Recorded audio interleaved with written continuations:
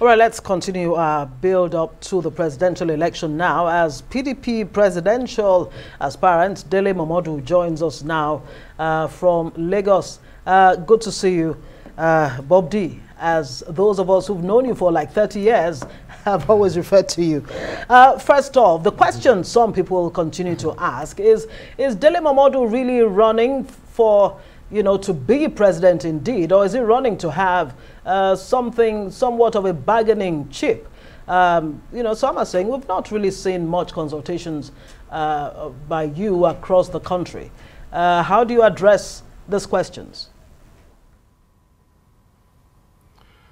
Well, Ngozi, you've known me now for about 40 years. When I was a lecturer in your school at the Oyo State College of Arts and Science around 1983, thereabout. But to your question, it is an insult for anyone to ask, is Dele Momodu serious? It means that we actually live in an age of ignorance. One of my favorite books by Thomas Paine is The Age of Reason. How do you suggest that a 62-year-old man who contested in 2011 and finished the race, even though I lost, is not serious? Alhaji Atiku Abubakar has been contesting since 1993. Has anyone asked if he is serious? Even our president, Muhammadu Buhari, contested from 2003 to 2015 before he won the election. He had to contest 4 times. So, and he was a military officer.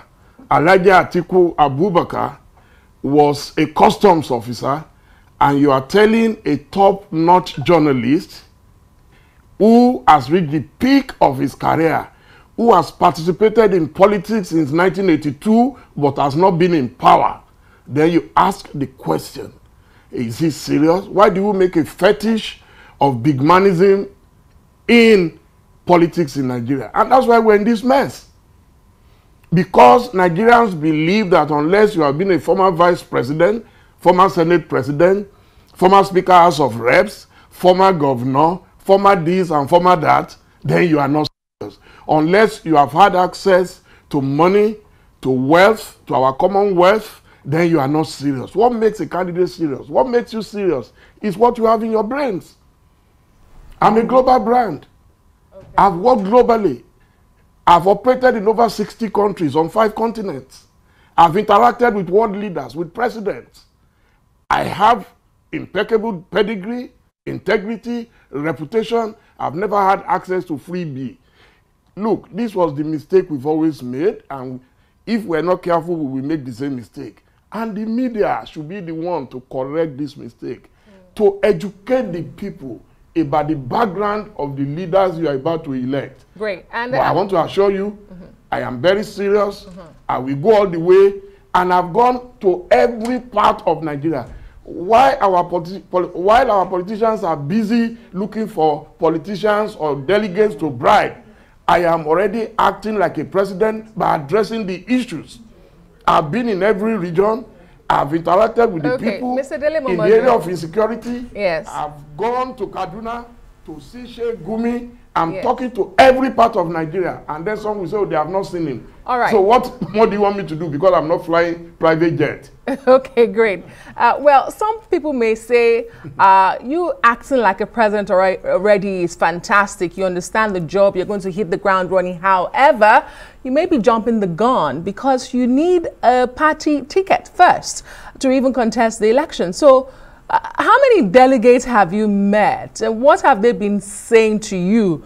I read a very passionate appeal to delegates of your party in your opinion piece at the back page of our sister publication This Day. And you said to them, you don't have money, but you have integrity, a reputation, and a global brand. Does that win votes of delegates in Nigeria? But what have they been telling you, Mr. Dele Momodu? So, Dele, in this era of technology, you believe that every aspirant must carry money to go and meet delegates. I've met delegates. I've met our leaders in Sokoto. I've met them in Maiduguri. I've met them in Enugu. I've met them in Osun State. I've met them all over the places. But I am saying that the concern of politicians should not just be about buying up delegates. It should be about addressing the issues. When I contested in 2011, I'm coming from a rich and robust experience. While my mates were going from room to room, I don't know what they were doing there. I sent 2 copies of ovation to them. I sent them my resume in the room of each of the delegates, and they could see clearly that this is the best man to represent us in the party, and they voted for me. I didn't have to give them 1 kobo. I'm using my own strategy. If you expect me to play Brazilian style when I'm playing Brazilian football, when I'm playing Brazil in a game of football, then something is wrong. I cannot compete money for money, cash for cash with Wike or with Atiku, but I'm using what I have. I'm using my strategy to penetrate everywhere. There is no one I'm supposed to reach that I have not reached, either directly or through my writings or through my interaction on technology, on social media. I am reaching a mass of the people. I have 66,000 Nigerians today on my database. I am talking to young people. I am speaking about the problems of Nigeria. But what you are saying is that what matters most is the election and not the next generation of Nigerians who are not in school at the moment. You see, this is how we get it wrong. There is no country in the world where people worship the same people who destroyed their country. And that is the mistake we're about to make again. Yes, indeed. Dele Momodu, you did own up to the fact that, yes, this election cycle is really going to be about deep pockets. But let's talk about the issues and how you plan to approach these challenges. On the economic front, Nigeria is not doing too well. I mean, more than 50% or more of the population is poor. As a matter of fact, the poverty capital of the world. Security challenges stare us in the face every day. Now Nigerians are beheaded on the streets. How do you plan to approach these problems in practical terms? How can your economy improve? Well, when you vote in emperors who from day one will spend your money on their personal well-being, on hospital bills, on their families, on their cronies. How do you improve your economy when you have a leader who has never managed his own business successfully, but you call him a big man, you call him an important president? I have managed business, I've managed resources, and I know that the only way a country can improve its economy is when you have reasonable leaders who are not prodigal sons. What we have mostly in our politicians, and that is why everywhere I've been, people have told me they are tired of hardcore politicians, is that you need someone who has accomplished in a personal capacity. Most of our leaders today, if I ask you to mention what they did for a living before they became governors or whatever they are, you will be struggling with it. So I'm coming from a background of business. I've never had cause to be a senator or a governor. So it is so important that Nigerians begin to look at technocrats all over the world. You have in Chile a 36, 37-year-old boy running the economy. At this point, very quickly. Because the idea of a leader, yes, is for you to be able to manage people and resources. And that's what Nigerians want to know, how in practical terms you will address the infrastructure gap. Nigeria needs trillions of dollars in the next 10 years to fix infrastructure. How will you address security challenges? Everywhere across the country, people are being killed needlessly, beheaded, even in the southeast. How will you attack those challenges?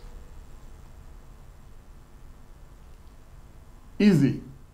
Number one, about the economy. Until you have leaders who are reasonable to reduce how much money we spend on funding the lifestyle of politicians, we're going nowhere. That is the most basic of our needs right now. You need a leader who is not going to waste money on our politicians. On the insecurity, that's what I've been doing. Talking to the major stakeholders.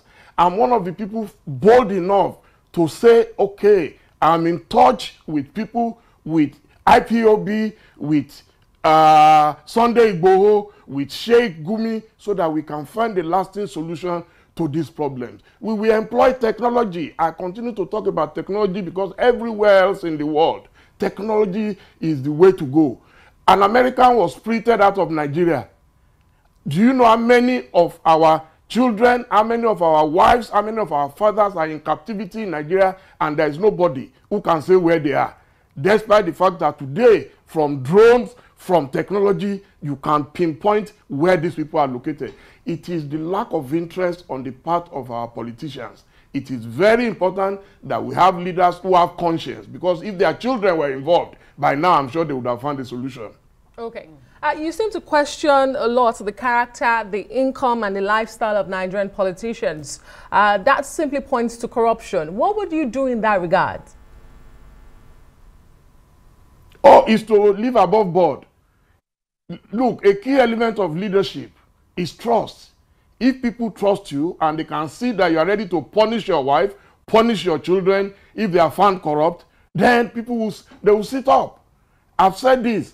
Look, I am ready to sign up front that if any member of my family, if any member of my friends, any group is involved in corruption, there will be crime and punishment.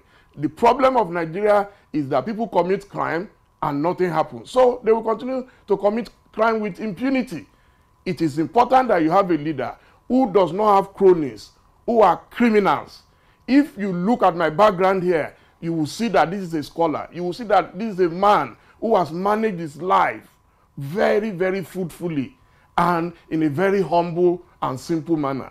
But we see Nigerians, politicians who have no visible means of income, and they are able to afford billions. You see serving ministers who are able to pay 100 million for a form while they are serving, and there is nobody to put them in check. These are people who have not done any business maybe in the last 20 years.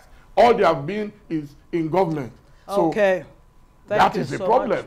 But in me, you are going to have a leader who will be transparently honest. Keep our fingers crossed, and we wish you the very best with your party primaries coming up this weekend. Mr. Dele Momodu, publisher of Ovation and a presidential aspirant on the platform of the People's Democratic Party. Thank you so much for being on the news tonight.